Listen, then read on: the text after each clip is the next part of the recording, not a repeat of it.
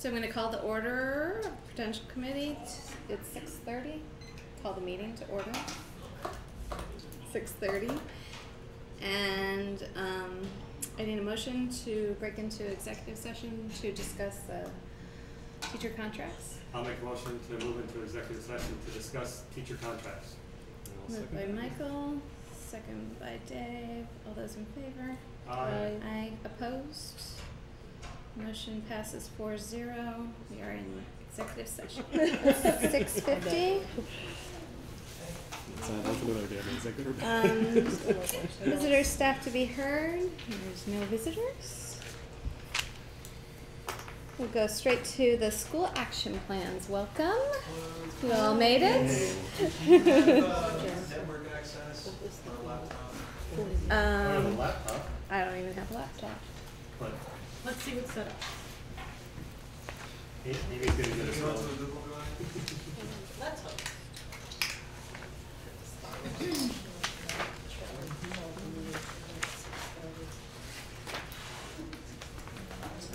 Do you want principal signing in on that? You want principal signing in on that?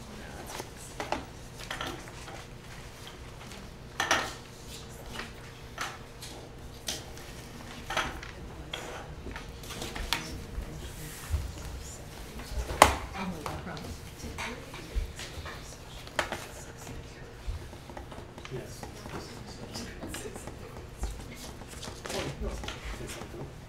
I'm still getting settled in.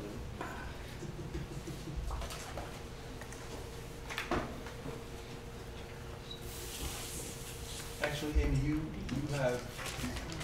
able to get this, so you just log on. You just shared that with me today, right?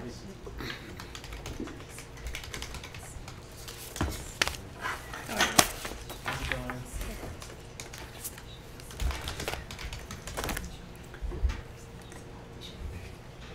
This is Russian roulette to figure out if you can get back on. Want to try logging? You get bumped off buildings occasionally. Oh, you do? I don't take it personally.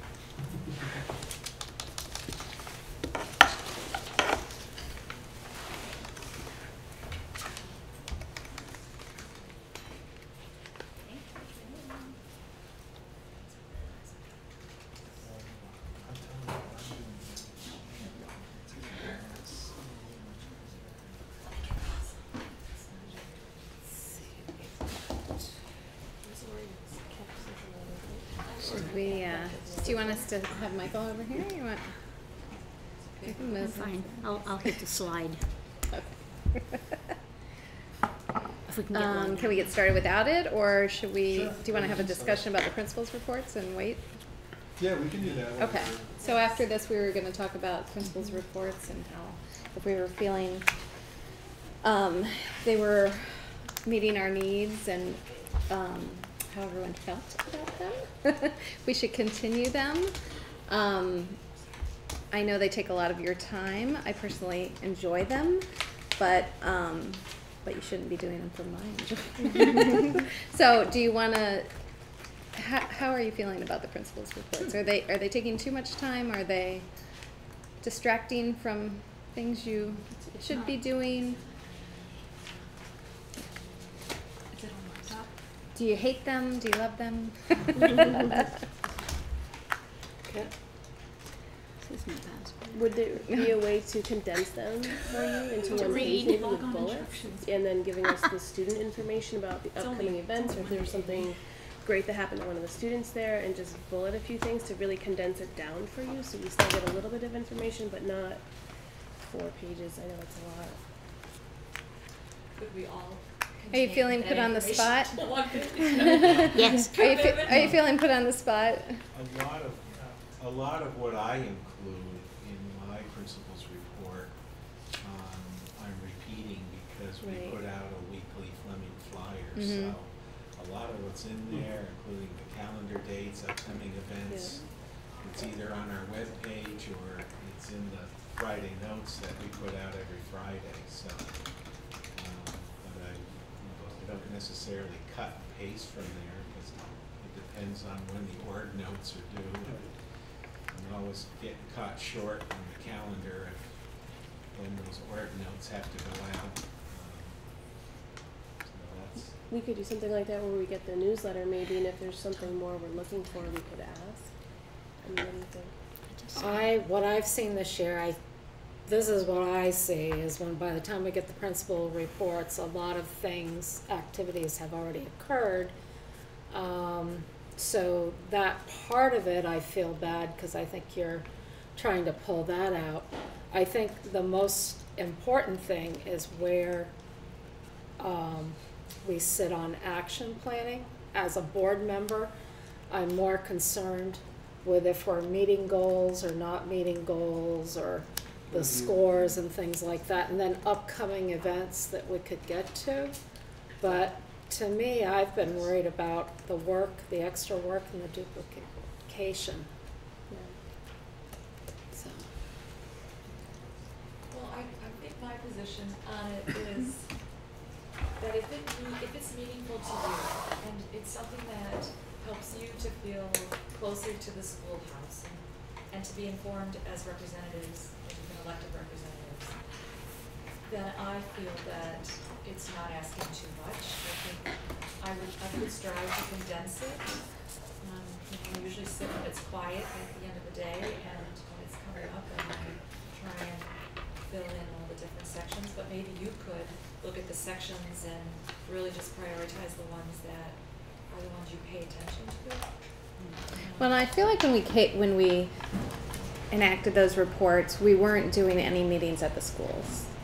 And even though sometimes it's difficult for some of us to get to those meetings, you know, it was a way to engage the different schools, especially for those of us who don't have kids in there anymore. And I think, or to, you know, just remind yourself of school.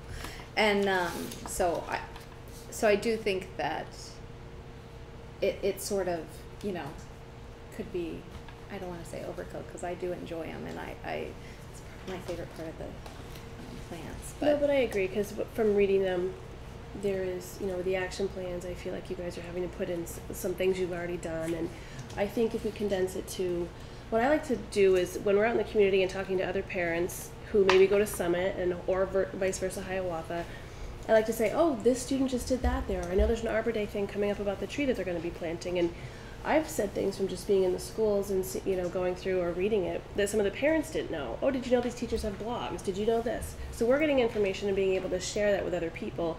So I'd love to hear about students in that school if they've accomplished something great, like the spelling bee winner, the upcoming dates that we can just put out there for people of anything they'd like to attend, and, you know, maybe bullet the rest as far as action stuff going on. But, you know, you don't need to repeat the action pieces over and over, I think. Thoughts, Michael? I have nothing new. I mean, other than what's. Do you think you can find those things by searching their Friday notes, or would you still like some? You would like a condensed version? Well, I've seen Dan just handed us at our last meeting his Friday notes, which are very intensive. I think that, you know, he does a lot of stuff, and then Hiawatha always does a nice one. That's the other one I've seen.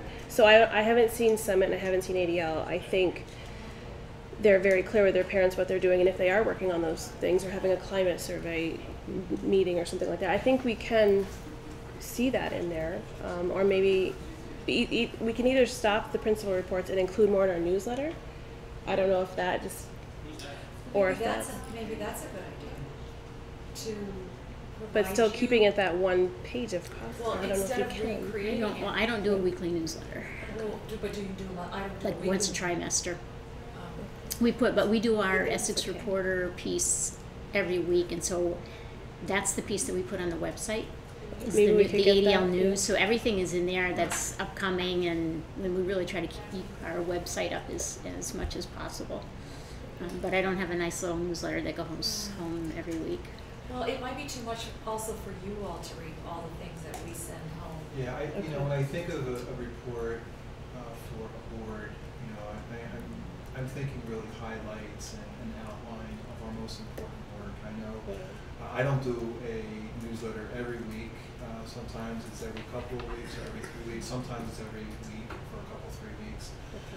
I think the current report format is very redundant, and I would certainly appreciate a simpler approach. I think you all have very busy personal and professional lives and lives as board members, and I think you would probably appreciate a more simplified outline. I agree with Marla. I like the idea of really focusing on the school action plan. I share with my colleagues that in some respects I like the principal's report because it really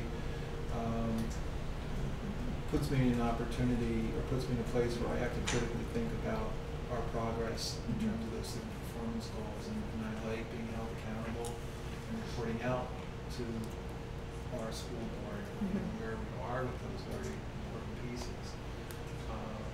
So a one-page simplified format, and I was just sharing with Mary, I really enjoyed using Google Documents, and so maybe that's a technology piece that we can investigate and somehow agree to utilize. It's very simple. Yep. It's allows for timely communication. Yep. Okay. I think the one thing about the principal reports I've enjoyed, though, is the format seems to be the same across all the schools, so you're pulling out. So in not micromanaging, if the four of you, as you're getting together this summer, if you come up with a different version or a different way that you want to do it, I'd be very receptive to it. But those are my thoughts, and I don't like to see everybody doing duplicate work, but I agree with Mary. It gives a closeness to the board. There's some little things in there, sometimes a little summary. So maybe that little piece, the real touch of the kids, something special.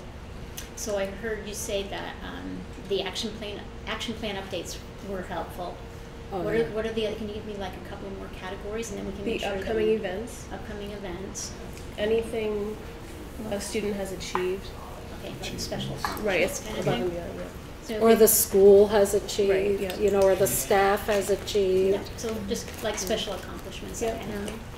I think also if there's a staff member, something traumatic's going on, you'd like us to get a sympathy card out or something out from the board. That's always nice to have that little extra thrown in, otherwise we don't hear. That You we know? may have a tendency more to do on a personal basis, so that it's not something that goes into ordinance that would be shared Yeah. broadly. Yeah. But certainly I think we all feel comfortable letting you all know as a group that we have someone has something to add on. You're right, the organelles go out to two. Right. So I'm hearing three things, guys. I'm hearing heard action plan updates, upcoming events, and special achievements and accomplishments. That is so manageable. Okay. Okay. Good. And frequency? Monthly? Less frequent? I like the monthly unless it's Yeah, just your turn to when we have a post. meeting. It's not even every month. Yeah, right. Yeah. It's 10 times. The prior to Yeah. easy. So And if you same- feel like the you're same that repeating we always something, do. then don't put it on there. That's fine. Right. Don't See last report. don't get bogged Yes. down in it. Do your My homework, report is read your that I don't last have a report. Is there a new plan being considered in terms of the board visiting schools this year? That is that- upcoming in our meeting. Okay. So, would you like to weigh in on it? No. I certainly enjoyed Okay. hosting the board when you came to Fleming and giving opportunity for students and staff to have a voice at that meeting. I think we're was- leaning towards continuing that. Yes, It's yeah. very difficult sometimes for all of us to get there, and so I personally feel terrible if I can't make it. But as long as you're understanding of it might not be a full board all the time. But I think we've already had a bit of this discussion Right. in our. I mean, I've definitely found that those meetings are the ones that, for me, I remember Yep. more. I just Absolutely. So we'll they're more probably enjoyable. keep those. I think the only thing I thought of is, do we change, like we had a rotation, I think it was Hiawatha first, ADL, then Fleming, then Summit. Do we, this next year, just rotate it? Do you like the schedule the way it is, or can we flip it and we move? I think we're open to whatever. Yeah. Right. Yeah, if Whatever there's you all specific want is months you'd fine. like to request, Sign up for we'll it. probably, yeah, And then- speak now. Was there, Do we want would to have we that keep discussion it- now? I mean, that We was- can. Because It's on your agenda. would we keep the tour at the same day, or is that too much, or is that good? I think would be another, because we combine. I can usually either make it or not. but that's me. Well, I know one of the things we had talked about was, just instead of having 4 days, condense it down to 2 days where we're at one place in the morning, another in the afternoon, and then the afternoon is where we hold the meeting as far as tours. That was Oh, yeah, we one did talk thought, about because that, So all you're doing is condensing tour time. We'd still go into a meeting. Okay. right. But what that offers is that, sometimes we find that during the day meetings is not necessarily the easiest thing for all of us to make it to, but if you reduce it down to just 2 days, I mean, taking a whole day versus half the day is not that much different in many instances.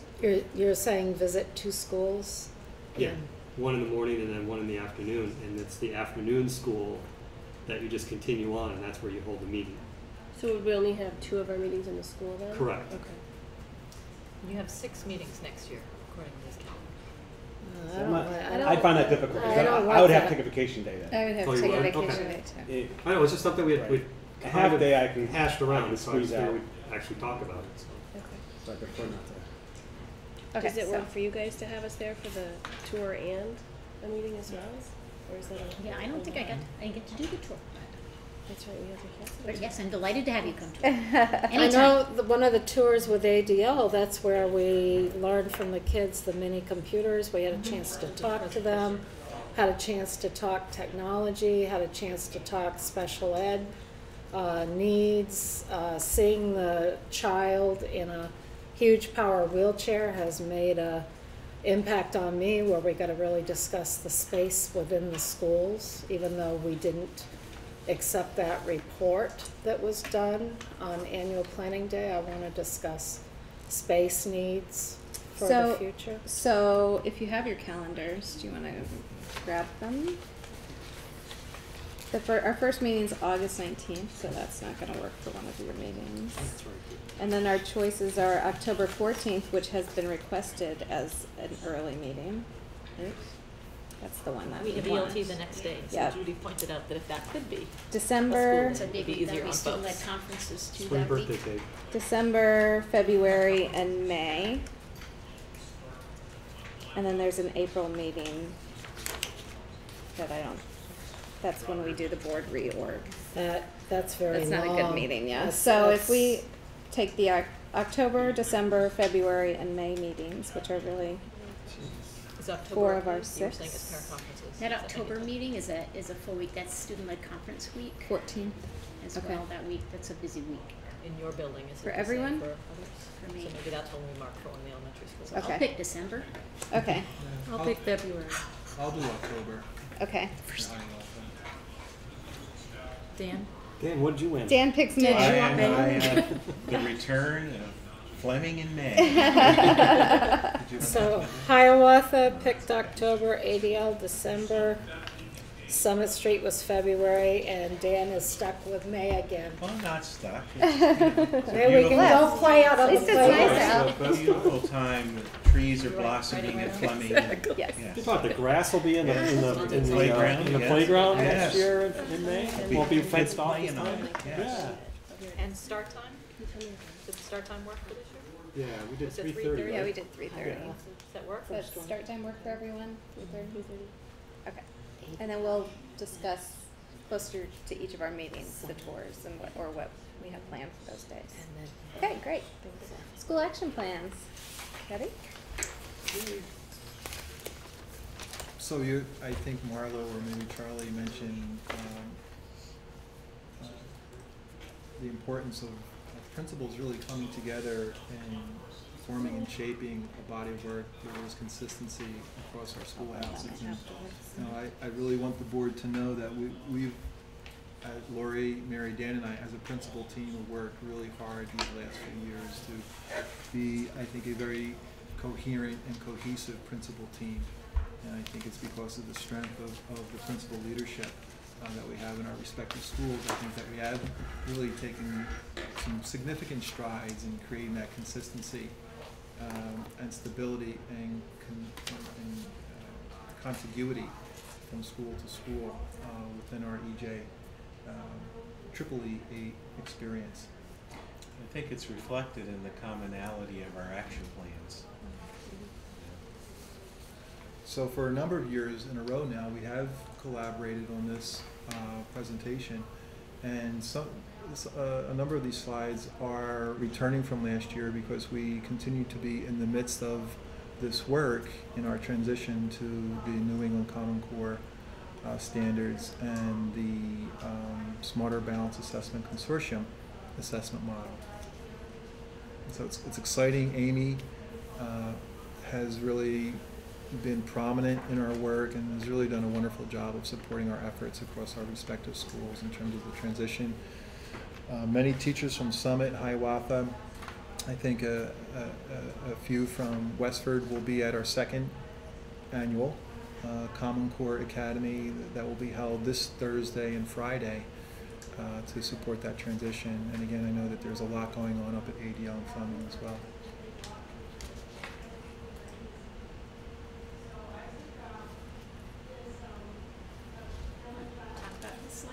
I mean, this is the work that's coming at us. I think you all have seen this in bits and pieces along the way. Next year's the full implementation of Common Core. Also, it hasn't been fully adopted yet by the state of Vermont, but the next generation science standards have also been published. And I think it's likely that Vermont will adopt those standards. Certainly, our teachers in our district are already looking at those standards and thinking about how they're going to implement them. They're similar to the Common Core standards, as in they're fewer standards, but they're much more in depth. They're a lot meatier, and they're largely based on STEM, the science, technology, engineering, and math. And at ADL, we've expanded that to include the arts, so we refer to it as STEAM instead of STEM. So you'll see that science work starting to pop up too throughout the district. And then we're getting ready for full implementation of SBAC. So this coming fall is the last time that we take the NECAP assessments.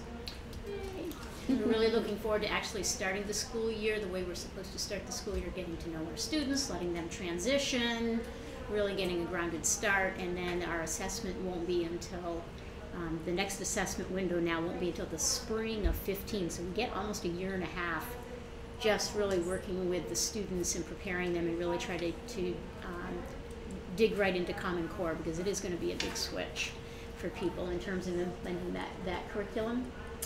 So we're getting ready for SBAC, and then we'll continue in 15-16 to really fine-tune things. We'll have had Common Core in place for a couple of years, and my guess is that we'll have a better idea of how well our instruction in Common Core is matching the results that we're seeing in the SBAC assessment. One of the nice things about this SBAC assessment is that we'll be able to do some formative assessing throughout the school year using that program. So if you have a student that was struggling with in a particular standard, you can actually have them go in and test a few times and see whether or not what you're doing for support is having any impact or not, so that you know you don't have to wait full year to have them take SBAC again to see whether or not they're making any improvements. So we're excited about that piece of SBAC. Can we interrupt for a Yes. The SBAC assessment, this is the one where the kids have to really be up on technology. It's all being done through the technology. It'll all be done on the pieces. computers, right? And then with being able to take the test or have a student take it more often, is the cost going to be greater per student, or is there a one fee per year and it doesn't matter? This is our state assessment, so it's free. Oh. On the state. You just pay through it for your time. There will be some formative tools that Smarter Balance is coming out with, and that we haven't really heard about whether or not Vermont is buying those, or those will be purchasable for us. But no, this will replace NECAP, so it's on the taxpayer. Yeah, but they have committed to the formative assessment pieces, and not all states have done that. Mm-hmm. A lot of states have backed out of that piece, but Vermont is committed to having that piece be in there. It's also an assessment that's very different. It's progressive, which is what the technology will allow us to do. So a student will try to answer 2 or 3 test items. They'll start on their grade level. If they can't answer those correctly, it drops them down to grade level. And I believe it continues that for 3 or 4 grade levels, so that hopefully we're really assessing them where they can independently take this assessment. So we have a lot of questions about how AYP will be determined, because how do you know whether or not a school is making progress if it's progressive, because really then what you need to be looking at is cohort group and individual growth. You can't be looking at school growth because it's not really how it's going to work. So we have a lot of unanswered questions about AYP from both the federal and the state level, but nobody really seems to have an answer yet. This is just the overall profile. Anybody have any comments or questions around that one? On the science assessments, I guess all the schools score low. With going to SBAC and these changes of the science that they're going to be giving the kids, how's that going to work? Yes. I mean, Supposedly Vermont is contracted for at least one more year to do the NECAP science assessment, which won't match the next gen standards. So it's another one of those things where we really don't have a good answer to what's going to come next, and yet the federal government has said we have to test in science. So if we don't have NECAP science, something's going to have to take its place. That transition, the transition to science will lag behind the math and literacy. Yes. Again, we've had Common Core for a few years now, at least drafts of it, and it was adopted in 2010. As Lori mentioned, Vermont hasn't adopted next-gen science standards, although we're one of the lead states, so we anticipate that we will. So we'll see a change in that assessment, we just haven't seen it.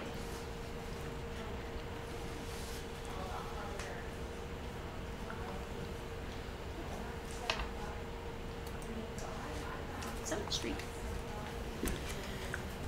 So Summit Street Schools continuing to do a lot of what we focused on last year on our action plan. As you can see, our scores are not as strong this year as they were last year, and we've done a lot of analysis about that. And it absolutely drives what we focus on in our action plan. So one of the things that we did this year and will continue to do is we have used GoalView to document all plans for students. GoalView is a program that has always been used for IEPs, and now we put all our EST plans, educational support team plans, on that, and we also put our 504 plans on that. So what that means is as our children transition to Fleming, they will have immediate access to all of those plans.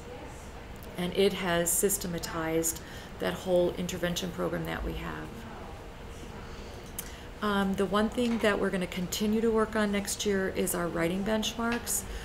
We're going to, grade level teams are going to look at Lucy Calkins' writing program that she has developed that's aligned with the Common Core, and it will provide us with a systemic approach to writing.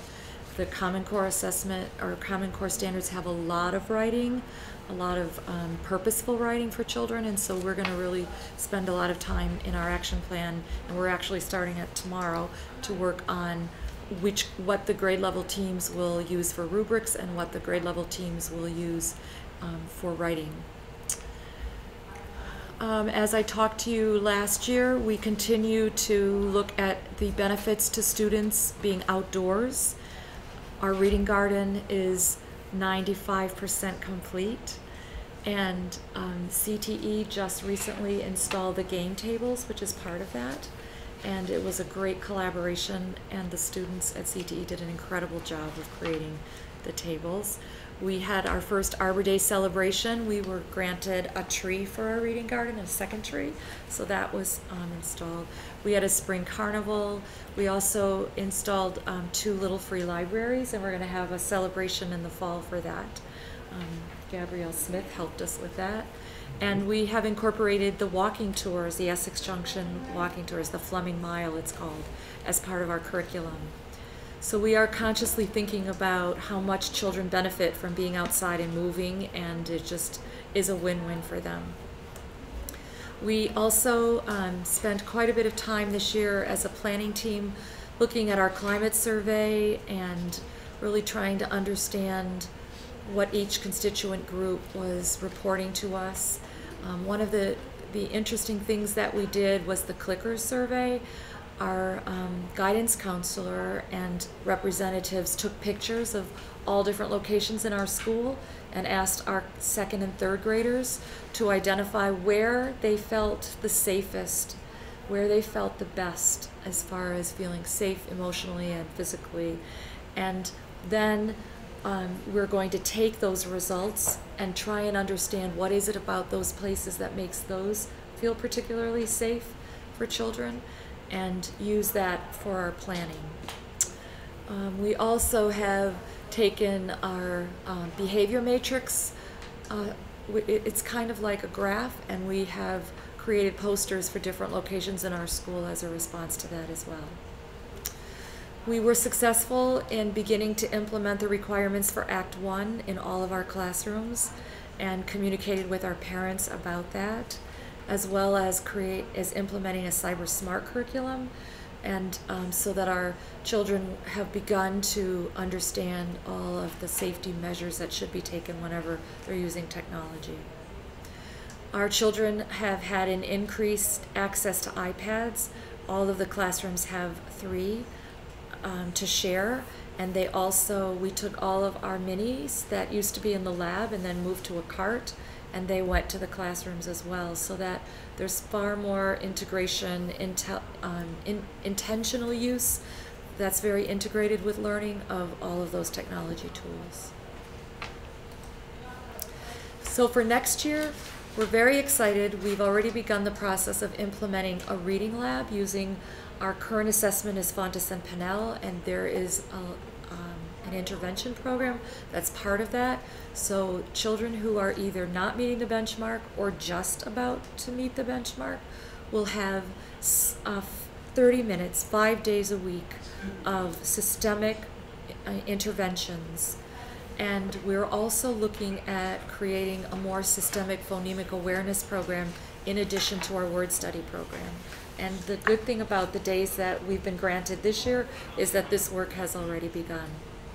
And we're hoping that by this intense early intervention that we will reduce the number of children who leave our school not meeting benchmarks.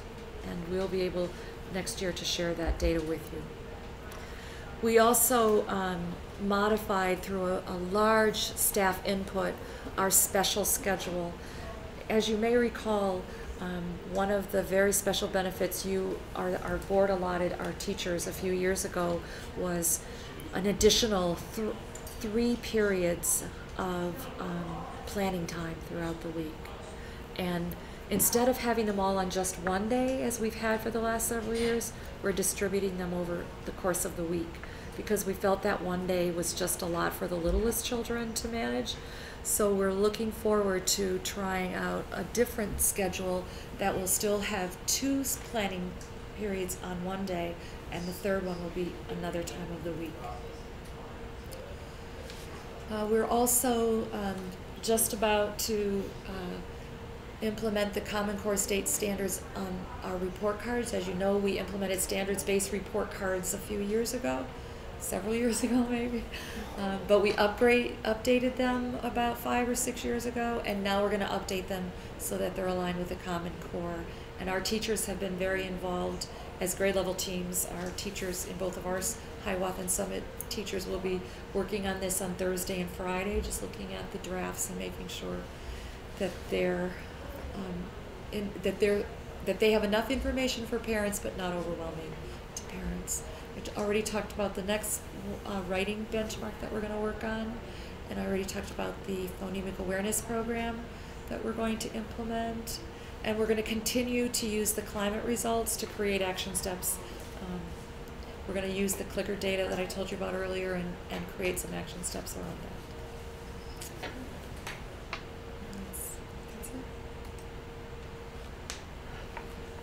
So at Hiawatha, our combined 3rd grade children and 4th grade kids up at Fleming did not fare well in the fall NECAP in either math or reading. So you can see our targets were in the upper 70s in terms of the percent, and in both content areas, reading and math, our combined third graders and fourth graders scored at 71%. So basically 71% of our end of second grade students, beginning of third, end of third grade students, beginning of fourth, were proficient or higher in reading and math as measured by the NECAP assessment. So that was really disappointing.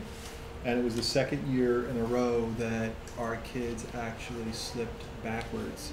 For 5 or 6 years, we had been experiencing this amazing climb. I think it was June of 2012 where I reported to our Prudential committee that, in fact, things had stopped progressing. And this year was just an awful disappointment because we just did not expect a slippage of 6 or 7 points, 5 or 6 points.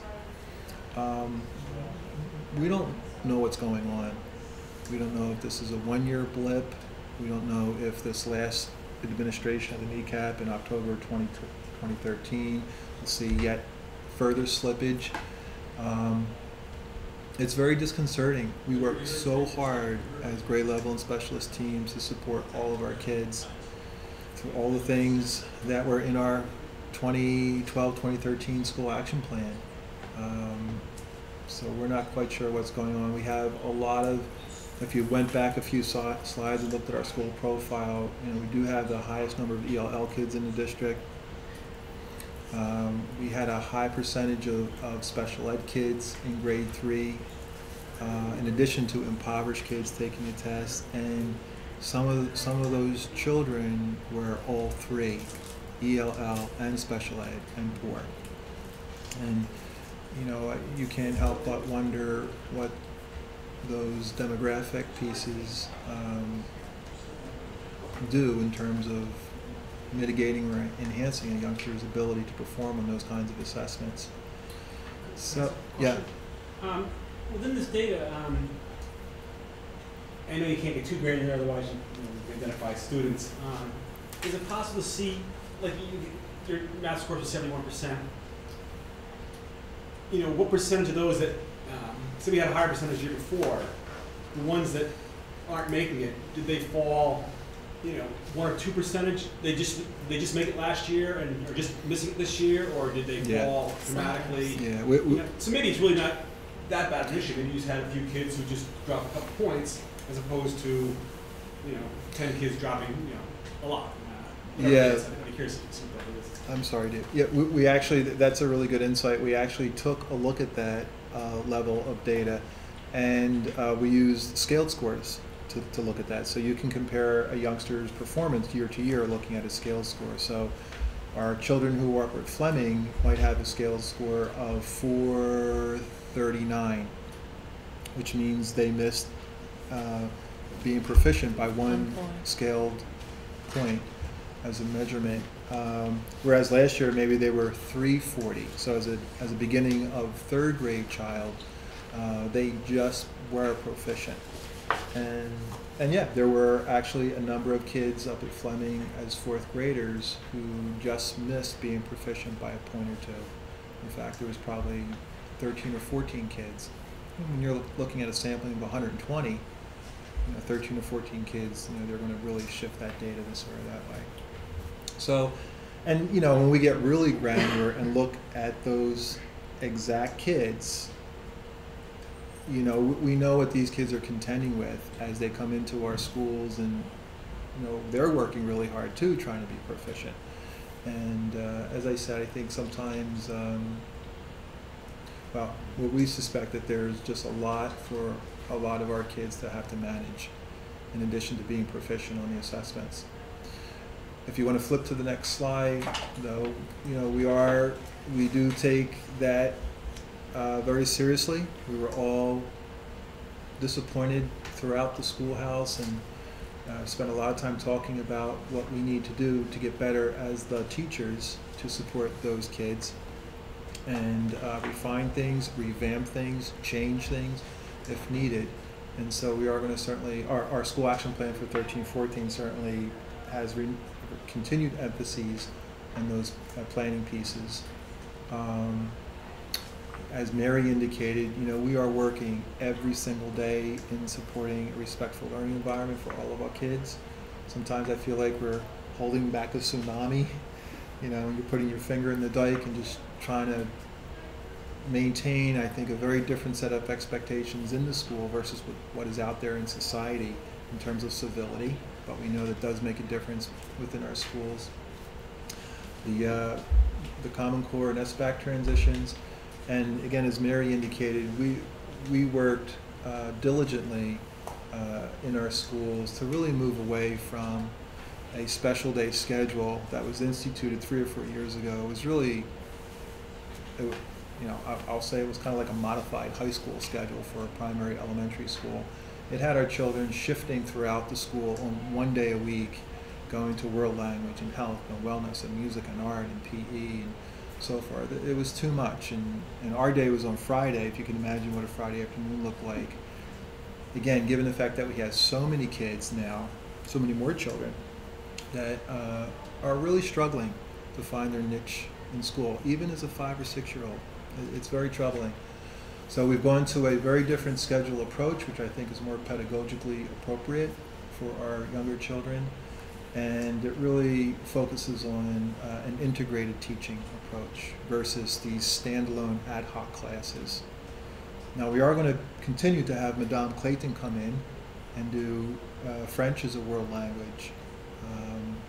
We were able to synchronize that with Mr. Rasco doing PE and health, but everything else has been blended into the school day for less transitions for all of the kids, and I think it will certainly help our most at-risk kids. Question, Tom. I think it was started last year and this year, especially in the org notes, when you gave your things going on at Hiawatha, behavioral issues. I know there's a change in the district.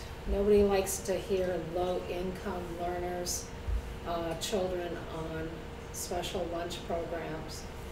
But do you see a correlation of the behavior that is starting to come through, possibly affecting the testing scores? I mean, is it all related? Yeah, I don't think any one of us would want to correlate, poor kids with misbehavior with poor test scores.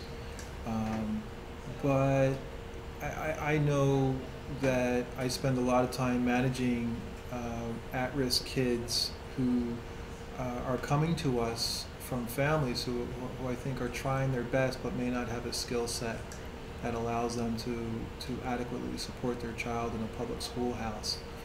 And so I actually think that would be a really good question to vet in terms of the data and the kids and the profile and the absolute demographic shift that we've experienced here in Essex Junction.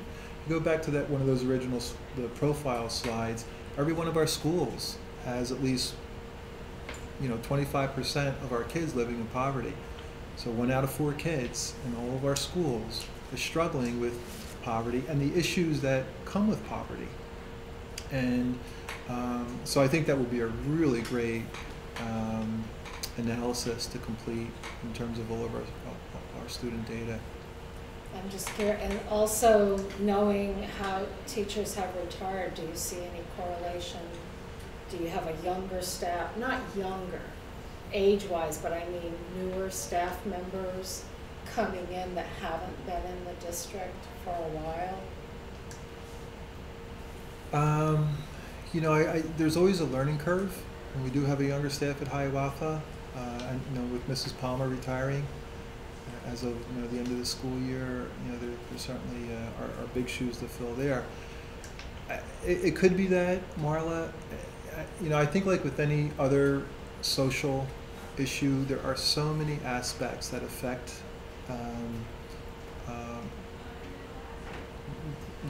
kids and us and families. I think it's really hard to put your thumb on any one of those pieces.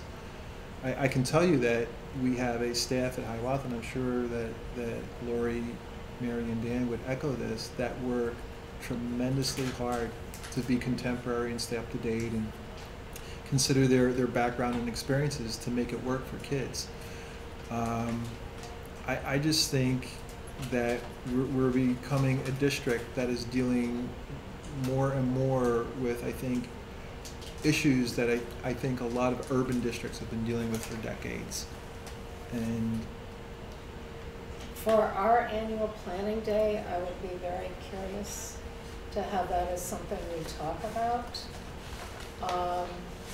I'm just curious. In Essex Junction for years, I think we got complacent. And I'm wondering if there's other things we as a board or as a school district we can do to help support families. Or, you know, if you see something as a team of teachers, is there something that's needed from us as a board and a district as we move forward? I think you were at the, there was a community planning night several weeks ago, a couple months ago, in the aftermath of this horrible thing that unfolded in Connecticut. Thank you, Mary. Before the new year. And you know what I heard there was a really clear message that we really need to begin to address as a community the mental health issue. And again, I don't want to speak for my colleagues here, but I can tell you firsthand that on any given day I'm managing mental health support pieces either for children or for families that are in crisis. So I think that would be a great thing to I would into. just be curious if you need us to be more out front discussing this, or articles in the paper, or, you know, if there's ways you see that we can help. Do we or the high school, or do families have the opportunity, or is it even maybe encouraged to them, you know, how to manage your child, helping them at home, you know, making sure they're doing their 20 or 30 minutes reading a day, or doing their homework. I mean, I think some parents, you know, for whatever reason, it's not in their daily routine to make sure their child is reading it. You know, to me, reading it all begins there. And I don't know if we offer any help to parents to help, you know, schedule the day with the after school. Okay, you know, what does your child do when they come home? Do you let them sit in front of TV, or do you know, not to say what they're doing is wrong, but try to offer them tips on, you know, getting their child to, you know, read regularly. I have to believe that, you know, any child that's reading 30 minutes a day at home, eventually is going to show improvement. That's my, you know, I think reading is so important, and I just feel we can get a child to do that every day, you know, or even offer something after school, like we offer Math Olympiad. We offer something for reading, and not necessarily for the advanced, but for the ones who are, you know, not proficient. You know, is that something I ever thought about? I think all of us have individually done things, again, you know, from our own schools. I think it is timely to really step back and look at this issue from a district perspective, and maybe do a better job of coordinating efforts around that kind of family and parent support, guardian support. A lot of our kids, you know, are raised by grandparents or guardians, and so I think that would be a very beneficial step to take. And there are pockets of things happening. There are parent nights, and there are the teachers are connecting with parents about where their priorities should be when they're doing things at home with them. So there is definitely pockets of it. But a lot of our parents are working very, very hard to just, you know, get dinner on the table. Or even something one day after week, like I say, I've been doing Math Olympiad, maybe one day a week, having kids come in for 45 minutes, and there's our block of time. Come in, you know, if you want to talk to somebody about your story or help reading, but there's 45 minutes right there where they can get the reading done and help ingrain that, you know, routine of after school reading. We have that, the Nightingale program. That's right. Yeah. But there's, you know, with poverty, there's, you know, like affordability. You know, thinking of Parks and Rec, we all have, you know, programs, I think most of us do, in our schools after school. There's transportation, big item with families that are struggling financially. And the other piece too is we do a really good job of identifying kids who are in crisis or families who need therapeutic support. but trying to get those children and families into service it's very difficult because there are always waiting lists. I think the first thing that we would do in stepping towards being full service schools, that's the definition, is we would have more social work time in our schools. Each of us, I'm sure, have a waiting list of families that want to get access to our school social workers, but they're only working 2 days a week or 3 days a week in our schools. They're shared across the district, but there is definitely a need for those social work services, those connections and support of families, or families accessing the resources that are available to them in the mental health community out there. They struggle with making those connections. That's one of the vital links that our school social workers provide, not only direct service to the kids in the school, but also that connection with families and follow-up with families that connect them with the resources in the community. And I don't think that's been more needed than right now. The K-8 principals have spent a number of days this year looking at data, doing some of the analysis that you're talking about, and trying to, I think, make sense of all of the interventions that they're working really hard to put in place and what's working for which kids, and it's been a tremendous feat, and certainly mental health is something that Erin feels very strongly about, trying to find support. So I would say they're going to continue to do that work, and they may be able to come back to you and say, okay, we need to try this year, because it has been quite a change in our demographics. And I know that the principals here are really committed to putting those things in place. And I know as I speak to them, they try something different. Just try something new and see what helps. And Yeah, I it's think just that, it's bit by bit. Yeah, if you went back to that slide and looked at those collective profiles, to me that's really kind of like a wake-up call in terms of where we're at. I know many of us have been around for a while. I know when I first got to Hiawatha, we had maybe 3 or 4 families that were participating in the lunch program, and now 1 out of 3 of our families know. And we're just a very different place. And we are seeing reduced funding for intervention services at the federal and state level. So that is something that I think we're going to continue to talk about. I think our district has done an excellent job under Erin's leadership of trying to flex and change to adapt to the nature of the problems and the students that we're trying to support. Before this meeting, Mary and I were in the other room talking about the fact that I'm going to have 6 students with one-on-one behavioral interventionists in my school next year, and some of those students need de-escalation space to go to when their behavior has escalated. So, that's even a challenge space-wise for me to consider and look to accommodate for next year.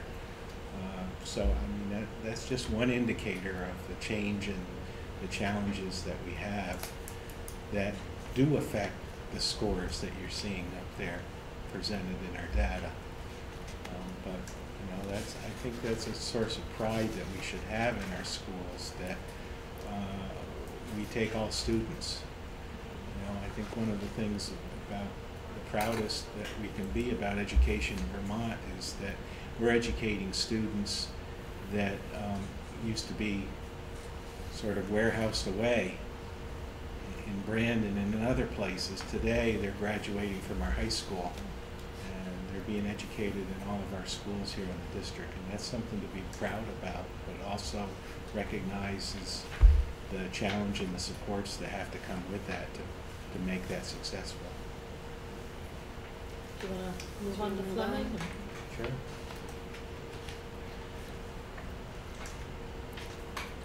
So this year, our school action plan, as my colleagues presented, really focused on being ready for the phase-in of the Common Core. And we especially took advantage of some wonderful, rich professional development in the area of math. The year before, we sort of ramped into that. We had a consultant working with us on math instructional changes and on assessment changes, and we have sort of parlayed that sort of groundwork into taking further steps forward. We've learned about OGAP, which is a special assessment and instruction focus in the area of math that is aligned with the Common Core. It's formative assessment where students are given pre-assessments and then targeted instruction by the teacher to target those weak areas that have been noted on that assessment, and we've seen a great difference in our students' math progress, particularly within areas of multiplicative reasoning, which has been a really tight focus of this professional development work. But overall, I have to say I'm very proud of our teachers and their commitment to the shift that's in front of them. You know, there are some schools where, you know, they might say, well, this too will pass. This is just something new that's coming on. But our educators in our school have really embraced, and I know I hear from my colleagues, it's across the district, have really taken this change by the horns and really dug in and wanted to, and are desiring all the professional development we can provide for them to advance their learning so we can advance our students' learning. But the work in math has really been significant this year at Fleming. Engaged all students in writing across the curriculum. You know, we have some new teachers. Marla, you mentioned, you know, what's the impact of veteran teachers retiring and new teachers coming on board, and that kind of change. Well, I can tell you, no deference to the wonderful teachers that have retired and moved on with their lives, but some of the new educators that we've had at Fleming, particularly this year, really made their imprint on writing and a focus on writing. We've continued our work across the school on constructive response, which is a targeted writing response across the curriculum. So we've continued those assessments in different areas of the curriculum, and those results really show steady progress. We've kept that data and we've charted that data, and over the past 3 or 4 years since we've been doing that, we've noticed a big difference. Unfortunately, it's not fully reflected in our kneecap scores for writing, but as was mentioned before, we did an analysis. Only 49%, you see on the chart, of 5th graders who take the writing kneecap assessment met the standard, but we dug into the data and we found out that nearly 20% more had scored 539, so they were 1 point away from meeting that standard. So instead of being 49%, it would have been closer to 70% had they moved 1 point. So we're digging in.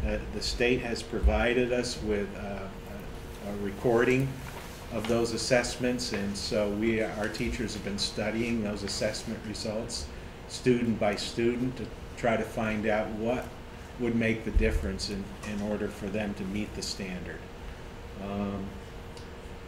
And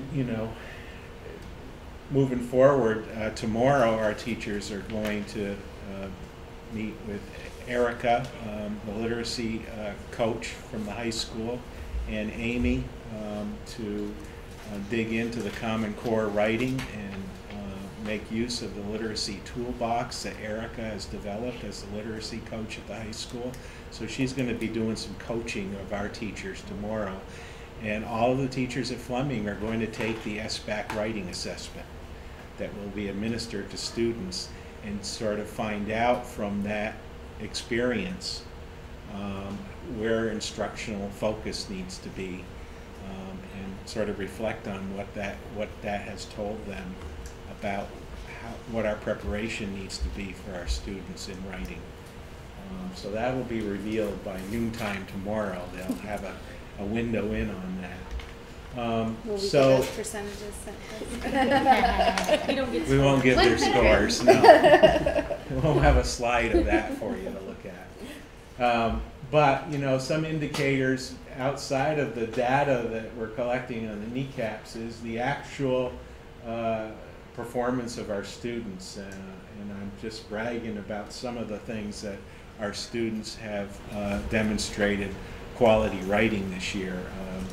4 students were invited to have their works of writing performed at Winter Tales at the Flynn Theater by professional actors. And there were only 8 students in the state whose writing were chosen to be performed at the Flynn, and 4 of them were from Fleming School. So that's pretty significant. We had one student whose poem about roosters was chosen as a state poetry finalist, and so he presented his poem on NPR last week. And we have almost weekly had students writing published in the Essex Reporter for the Young Writers Project that students have been participating in. So, you know, I think that's authentic writing, and writing that students are getting recognized for quality. We responded to the climate survey results with 2 climate teams that have been in action this year. One team met in the August in-service as a full staff with David Leo Nyquist, who's a consultant that works with schools on moving professional learning communities forward with communication, with climate. So he worked with us as a whole team, and then we shifted into a representative smaller team that met 3 or 4 times with him. He's coming back tomorrow to work with the staff on recommendations from that climate team for change and improvement.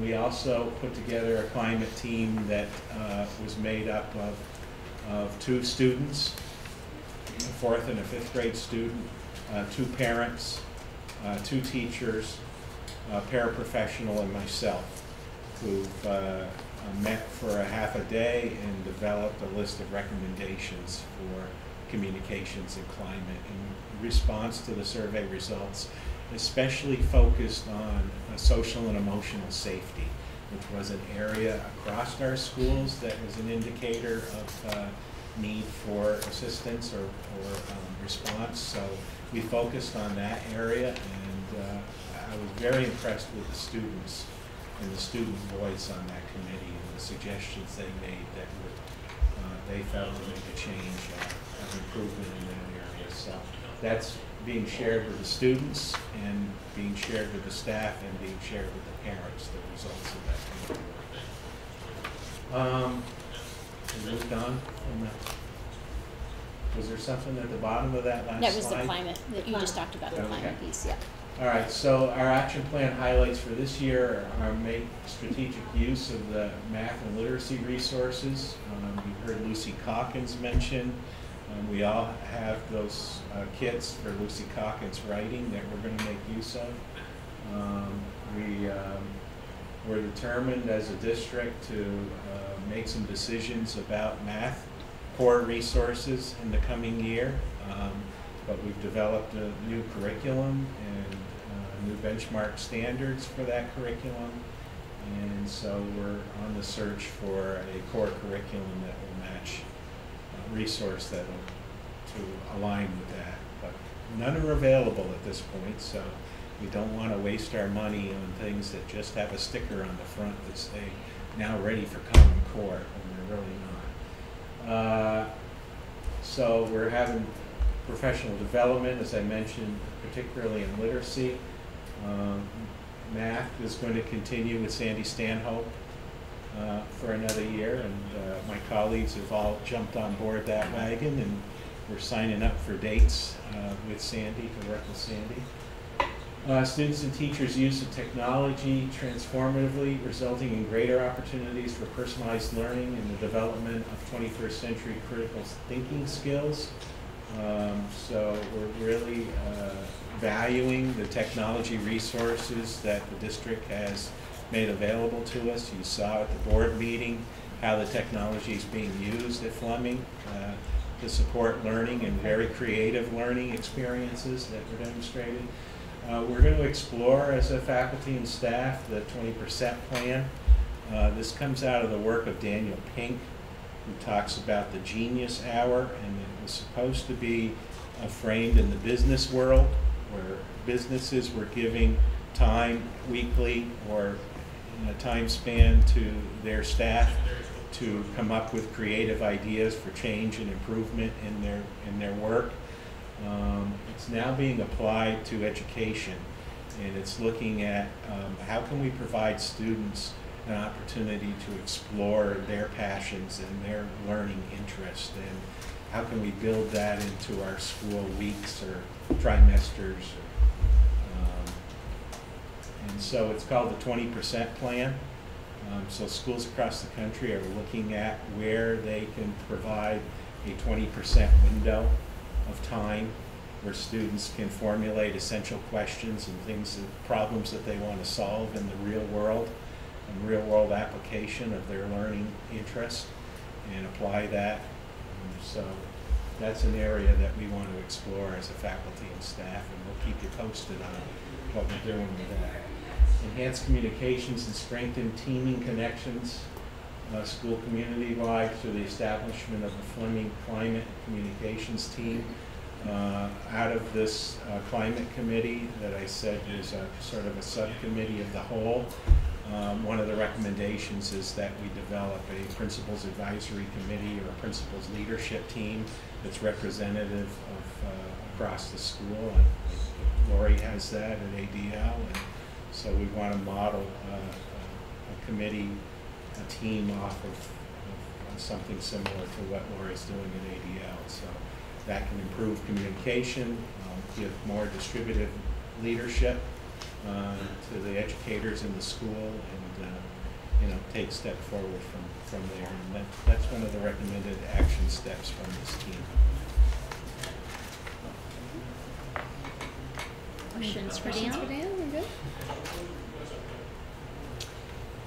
So ADL, I went ahead with that same format that had been at the top of some of the other slides, and I decided to do that because, as you know, we got our check mark in math for AYP, and it was students who are low-income students, and actually we did really well. I mean, their scores really jumped. We set targets, we exceeded those targets. We really were pleased with the progress that we were making.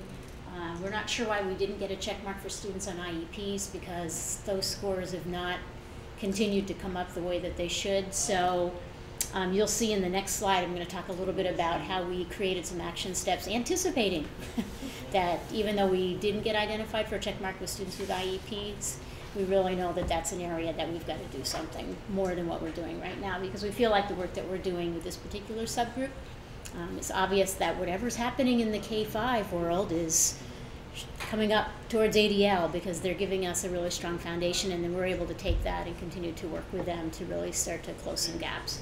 So I really was pleased to see the gap there, especially in reading.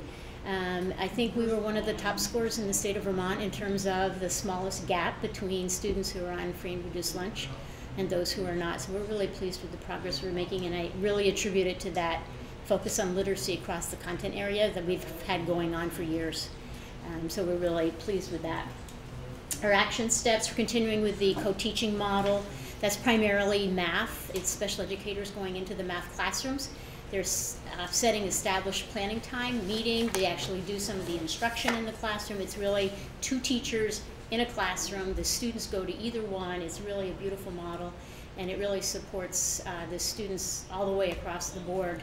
And I think we'll continue to get some mileage out of closing some of that gap for students on IEPs that I just talked about by continuing with the co-teaching model. Our instructional assistants are watching that, and they're interested, even though they can't really co-teach legally, they're really interested in knowing what it is and how to use it. So they want to know, in terms of their capacity, what could they add to the co-teaching model. So they've asked for some of that professional development for next year, which we're more than happy to provide.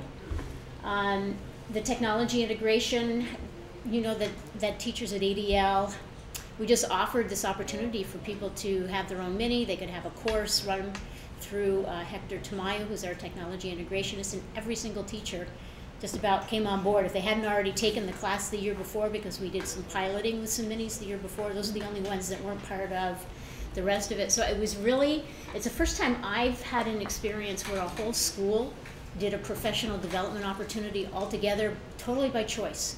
I mean, nobody said you have to do this. So it was incredibly rich.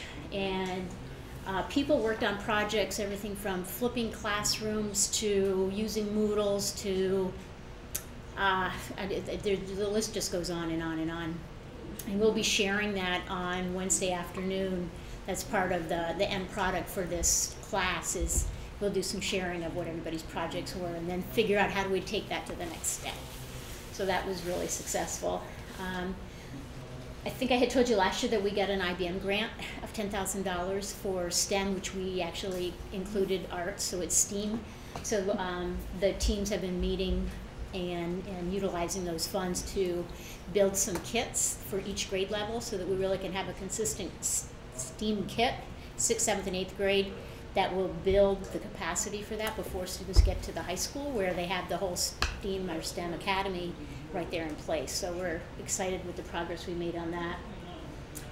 Things we did not get to, the peer tutoring thing that did not quite go the way we had anticipated, so we've put it into next year's plan, so we need a little bit better structure around that one. We put on hold the electronic portfolio piece just until we can get an idea of what other programs might be out there already in place, so we're not designing something that might not meet the needs. So we're going to spend next year really looking a little bit more about what's out there and pick something that makes some sense for us.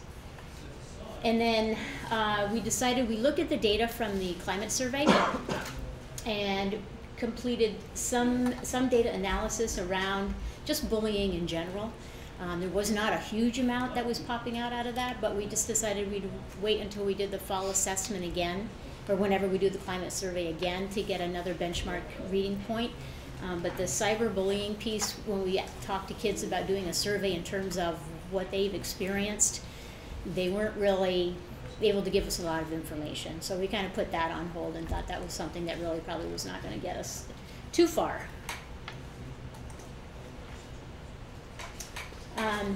Like I said, we did have to write an action plan for an AYP action plan for free and reduced students, but we really have included the math for our IEP students as well.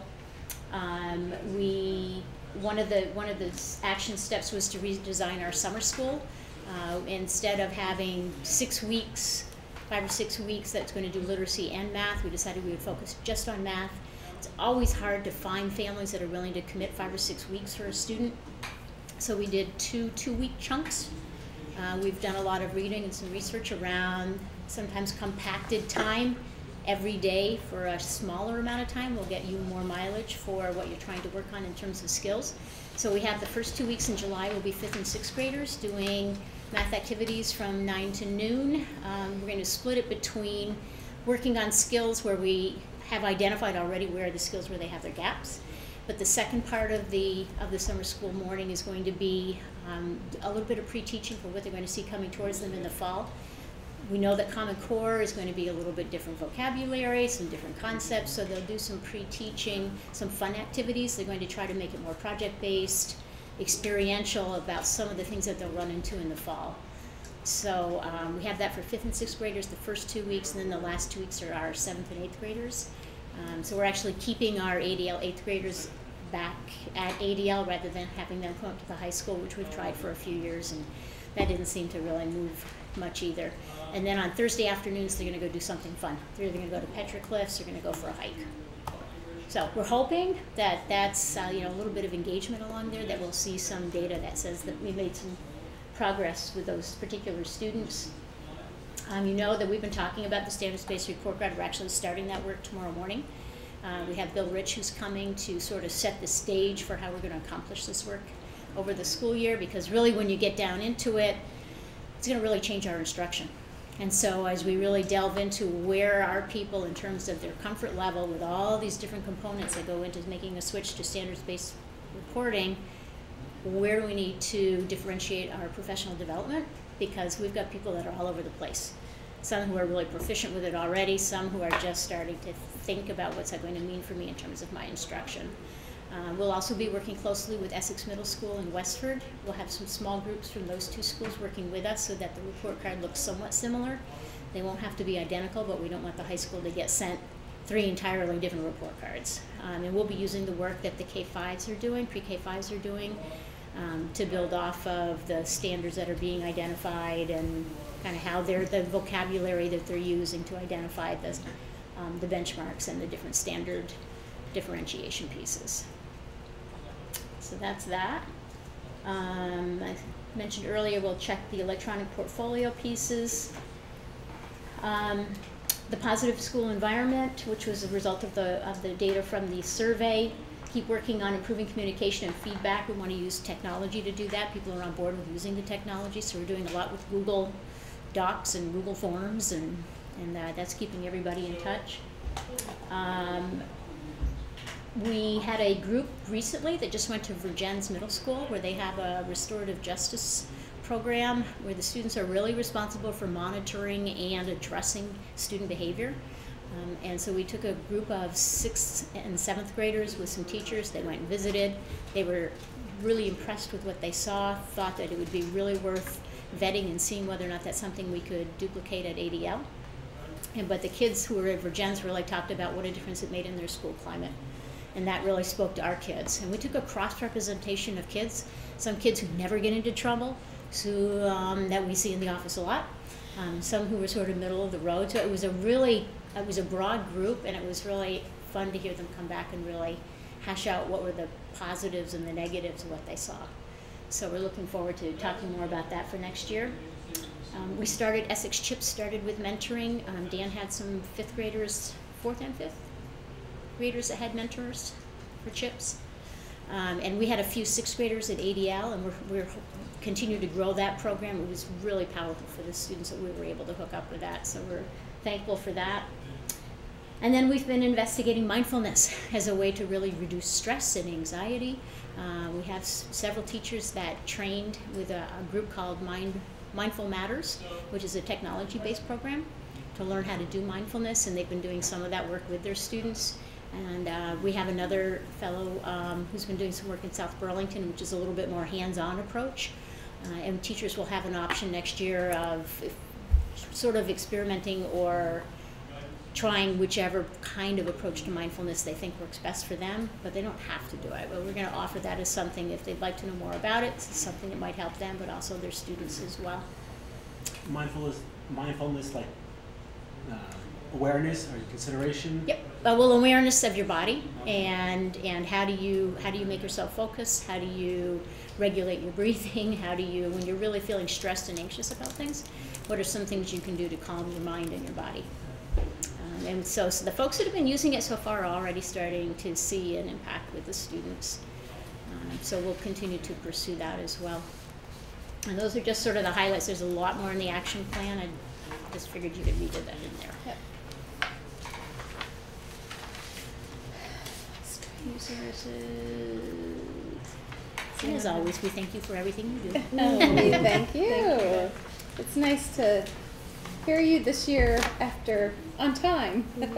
Because last year, Thank I you. was just thinking back last year, remember it was like 2 was hours late. late. We were so late. It was so, it felt bad. Felt bad for you guys. So, does anyone have any questions? I just want to say I really like how you structured the report to us. It's understandable for me, who's not in the teaching profession. And I don't know if it's just because you're on your best behavior, but for a principal team, cohesiveness, you all seem to be working towards the same goals, and I think it came across in everything you said today, maybe even more than I heard last year. But it's to me, it's wonderful sitting here to hear that. So Thank you. it comes across, so I don't know if you're just pretending, but We just pretend to like Yes, each other. pretend. Could I share one little piece? We Absolutely. did find out today that we have an ADL teacher that just was given an award. Michael just happened to be at the table at that particular time, but Roger Bisson was just announced the Vermont Academy of Science and Engineering Science Teacher of the Year for this year. So he will be going to a banquet and a ceremony in October to accept that recognition. So I'm just really proud of Roger for achieving that, and he was quite surprised today when he was presented with that. That's great. You know what? Lucky to have him. Yeah. Well, since you jogged that memory, Lori Riddell, who's been a long-time AAA educator here in Essex Junction, was named the Chittenden County Building Better Futures Special Educator of the Year within the AAA program. Wow. And so she's going to be feted actually Thursday evening down in Burlington. I missed her name. Lori Riddell. Oh. Lori, District many, at least a couple of decades, maybe more. In fact, definitely more than a couple of decades. But she's an amazing educator. I'm sure, like Lori's colleague over at ADL, so dedicated. And to the littlest children, 3 years and up, 3, 4, and 5 months. She's amazing. Awesome. Congratulations. Both of them. There were a couple things that the principals mentioned that I think I want to just highlight because it will come up, I think, during budget season, or you may hear something between this meeting and the next one. Lori mentioned school accountability. In years past, those AYP designations have been announced in the spring. The state of Vermont has shifted it last year, and they have announced they'll continue to keep it in August. So you may hear in August AYP designations. We're anticipating, because of the nature of No Child Left Behind and the way that it works, that Fleming and ADL will continue along the path towards Year 2 school improvement. We don't quite know what that means, but we are preparing ourselves for the requirements that come along with that, which include providing required supplemental services. It's something that if you want more information about, I can provide it for you, but I wanted you to be aware about it because parent letters will be going out this summer. Okay. The other piece is that Dan mentioned new math program. We do have a team that has begun to look for a new math program. I know that that's a community conversation that often comes up, but it is something that our team has found that with our current math programs, they're somewhat wanting in terms of being aligned to the Common Core. And as Dan mentioned, we did a quick look, or not so quick, but we looked, and the materials are not ready yet. I bring that up now because if the team is going to be meeting in August to come up with a rubric. They'll begin their search again this fall. They may come to you this fall. We may come to you looking for some resources to purchase a new math program. It's not something we want to do lightly. It's a huge shift. It will require professional development. So we may come back to you and say we're not ready, but we may come to you and say this is going to be a significant cost. So I just wanted to give you a heads up about that one. Okay. Are there others that You want to say anything about the Title I? Well, yeah, and I just did mention that we do have, ironically, as our poverty rates are increasing, our Title I funding is decreasing. As our AYP needs are increasing, the funding is decreasing. And so what we've been asked to do is to work for more with less. So this year we made a decision to put our efforts, rather than spread our personnel across 4 buildings, put them into 2 buildings. So we have math specialists who will be focusing on grades 4 through 8 this year. It's not ideal. I think we'd like to have resources in all of our buildings, but we were finding that they were just going to be spread too thin across 4 buildings.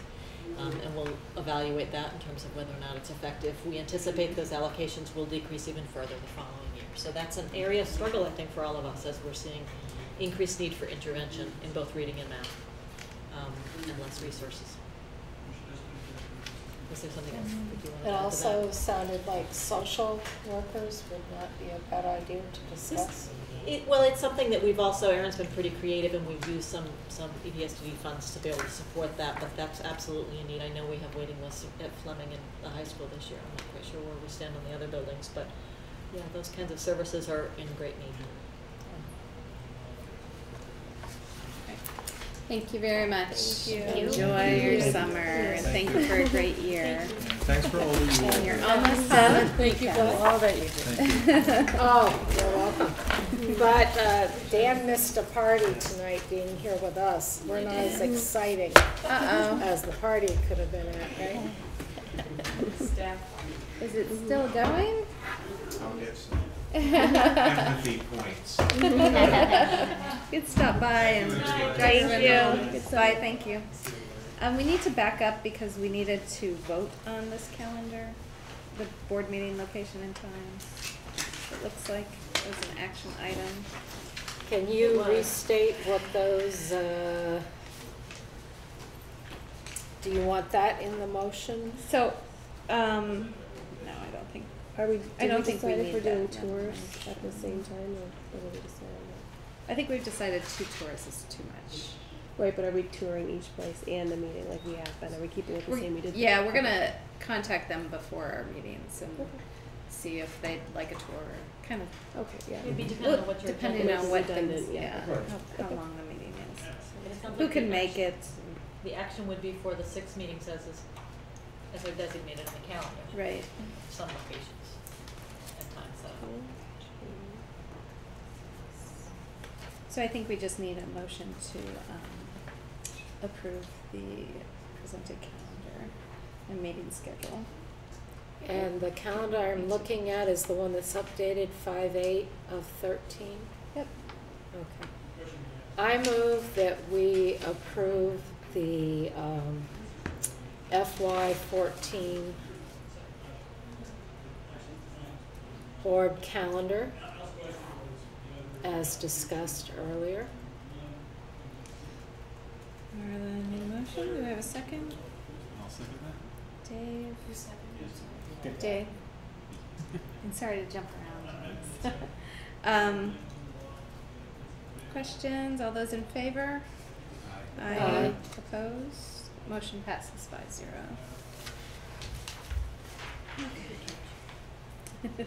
Oopsie. All right. Update on of the district capital plan. I know Grant emailed us the most recent update.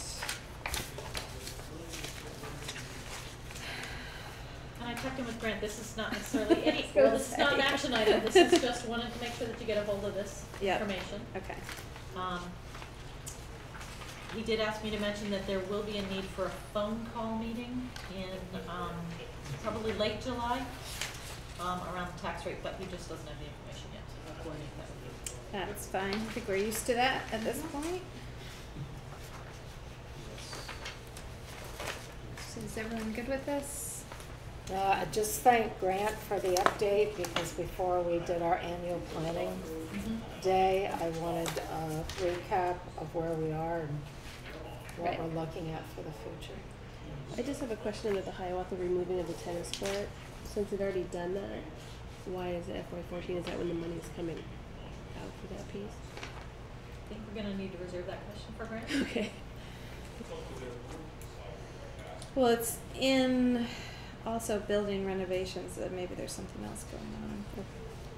Yeah, I have a feeling that those were lumped together and they took a block of money Yep. for those building renovations. So I think that's where you're seeing it, is right there, because I'm not seeing it anywhere else. Yeah, but I'll get with Grant tomorrow and I have a confirm question that for on, you. roof repairs and maintenance, heat plant repairs and maintenance. Maintenance is not a capital item. Shouldn't ongoing maintenance be part of your annual budget? So I wonder if you just, worded that incorrectly, or if we're actually stuffing yearly maintenance costs into our capital budget now. Good point. I'm wondering if it's extraordinary maintenance. Right, Yeah, right. I don't know. When I say the word maintenance, I think, expected cost, yearly cost, so like, Right. okay. Right, maybe it was unexpected. or Yeah, last minute. because if we keep taking out of the budget Right, that's what I want to make sure. and we don't get a Right. capital plan approved Right. or that extra, No people maintenance. are gonna be shocked when it's gonna be back in the budget, Right, so it's. so. So I'll get those questions answered for you from Grant. Annual planning day. Y'all have it on our, thank you, Dave, for being flexible with August 9th in the morning.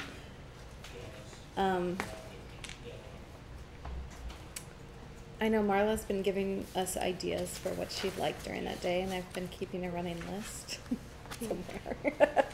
So, Michael and I will probably get together in July Yeah. and actually make plans for that day. So if you have something on your mind now, or you can email one of us and we'll, that you'd like to see us cover, we'll do our best to include what everybody would like.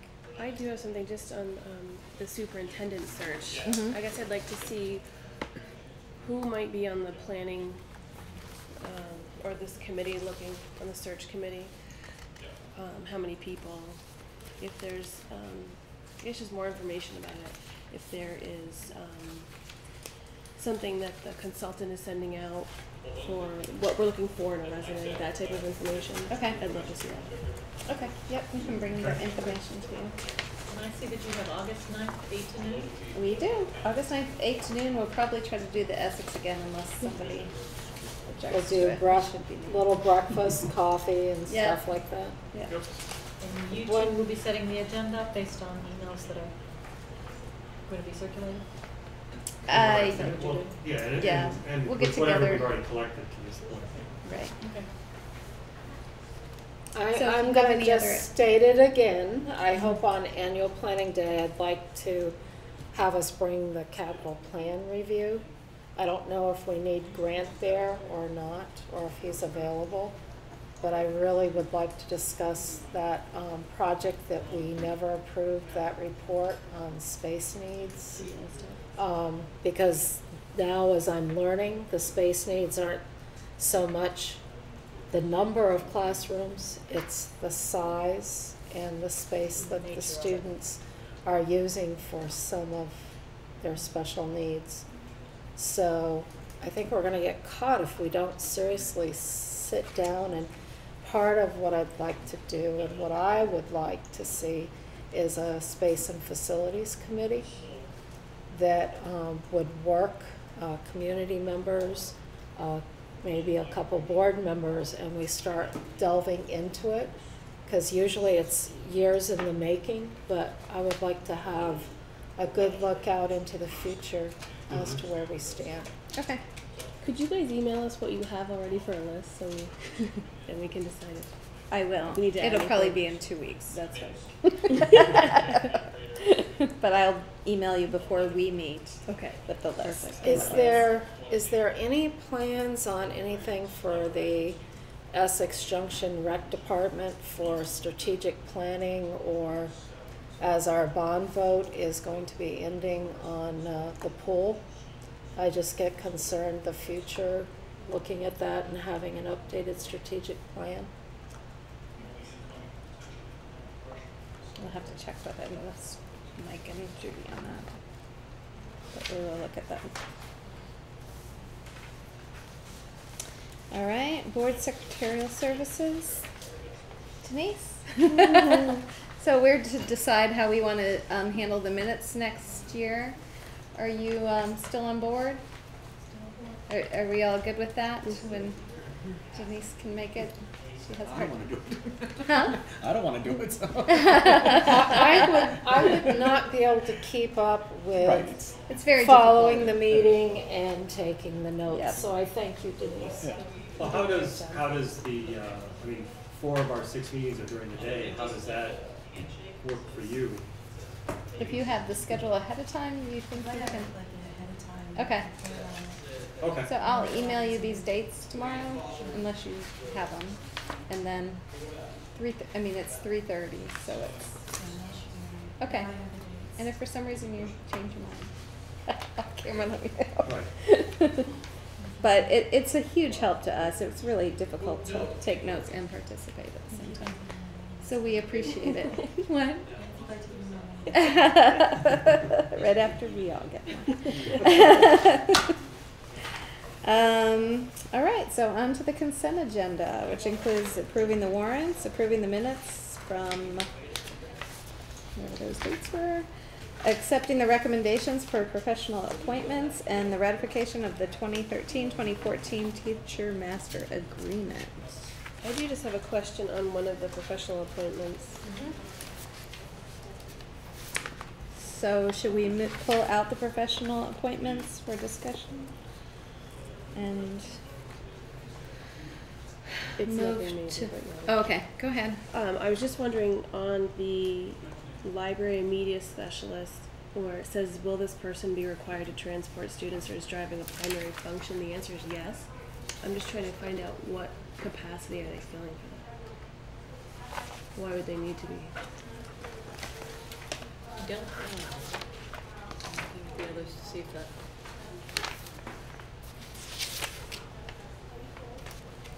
I'm wondering if that's an error, because I can't imagine an environment in which they would. Right. So, I can look into it if you'd be more comfortable taking action based on. Yeah, because this is a DMV check, is not applicable at the bottom. Where do you see? Way at the bottom here. No, I saw Say- that, but where do you see? Right up top. Oh, Will this okay. person be required to transport student? Oh, I'm gonna take a guess that that's an error. Okay. But unless they check yes, just in case there's. we could take an action to, I mean, if that's an issue, we could take an action to approve pending that they're not driving students. I can't answer it. Okay. so for Denise's sake, I know how hard the minutes are when we do this. Mm-hmm. We officially pulled the accept recommendations for professional appointments out of the consent agenda. And the minutes we're approving are January 14th, March 26th, and May 13th. So let's just approve the consent agenda minus the professional appointments, or should I hear a motion for that? I'll make a motion to approve the warrants minus the professional. Consent agenda minus the professional Right. appointments. All second? Marla seconds. All those in favor? Aye. Opposed? So that passes 5-0. Then moving on to the recommendations for professional appointments.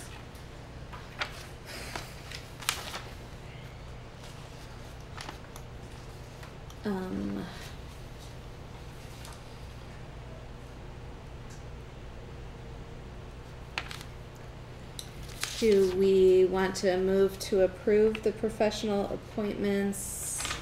Here's what I would recommend, that we assume that this should read no, that if I find out that it should read yes, that we would bring it back to you.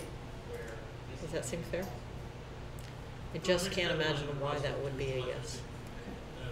I just have to assume Can we that's an undo error. it if we Can we approve amend it? the contract to read that it's a no, that you won't, that this temporary library person will not be transporting students?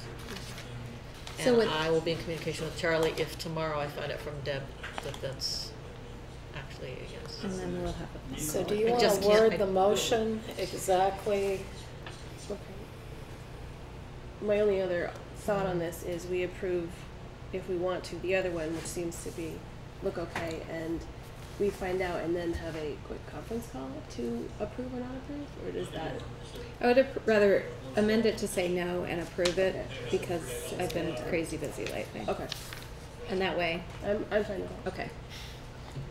So it would read, Okay. let's see if we Okay. can do this right, it would read that we make a motion with the caveat, is caveat a legal word? With the caveat that on the library FTE, it should read, will this person be required to transport students? No.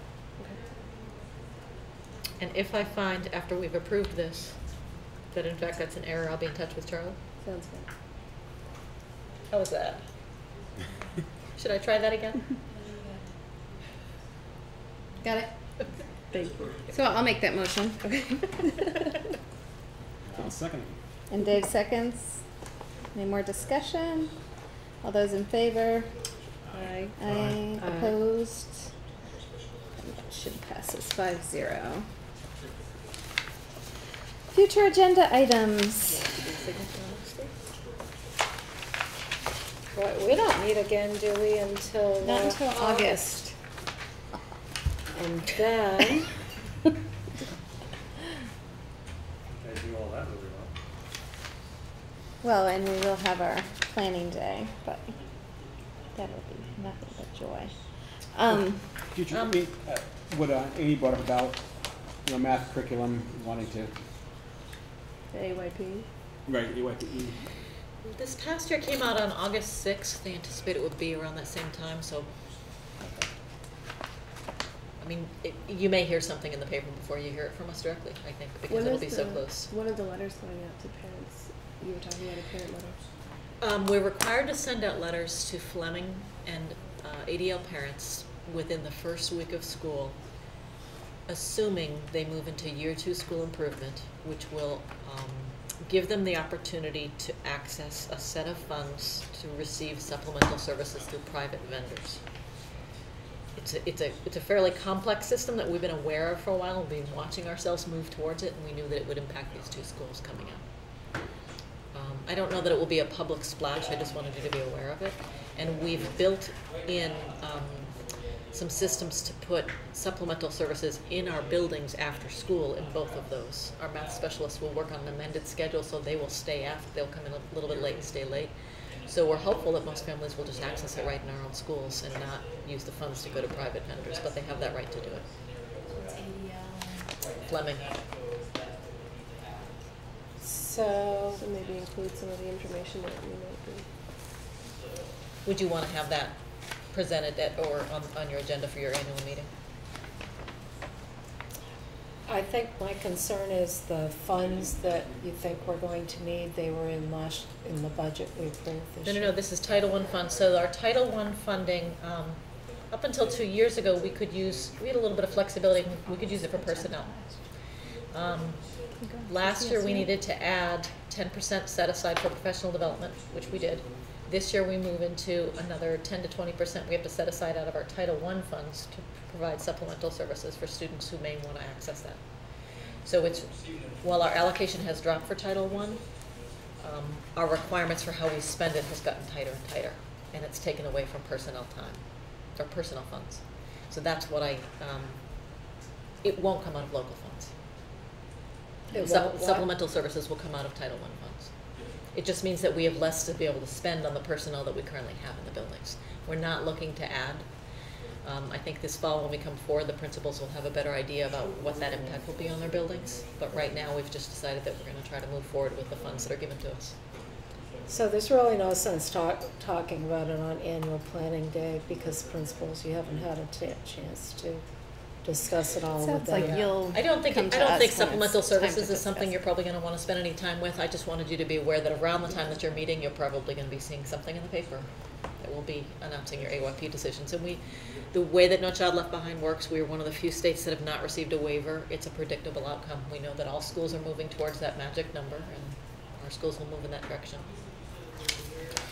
Can we go back just a minute? I just want to make sure that when you did your consent agenda, and I had a note, and I apologize I didn't say it, that Mike had asked me to say that your last item, which was the ratification of 2013-14 Teacher Master Agreement, is on the condition.